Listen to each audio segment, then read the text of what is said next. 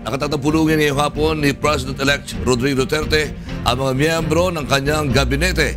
Mula sa Davao City, may report si Nel Maribohok live. Nel, kamusta na riyan?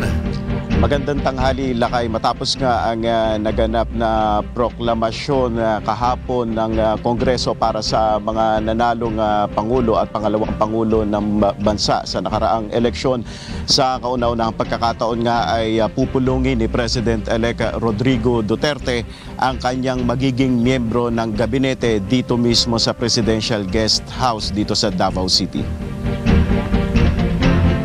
Ilan sa mga inaasahan darating dito ay ang incoming Secretary Salvador Medaldea Carlos Dominguez na pinangalanan bilang Finance Department Secretary, si Perfecto Yasay sa Foreign Affairs Department, ang incoming presidential spokesman na si Salvador Panelo.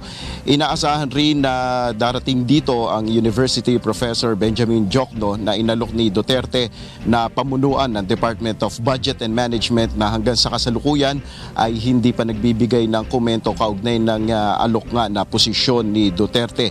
Inaasahan na pag-uusapan dito sa pulong ang mga polisiya at programa ng incoming administration. At pagkatapos nga ng magaganap na pagpupulong ngayon dito sa Presidential Guest House ay inaasahan natin na magkakaroon ng press briefing itong si President-elect Duterte. Yan muna ang ating update, Lakay. Maraming salamat, Nel Maribohok, nag-uulat mula sa Davao City.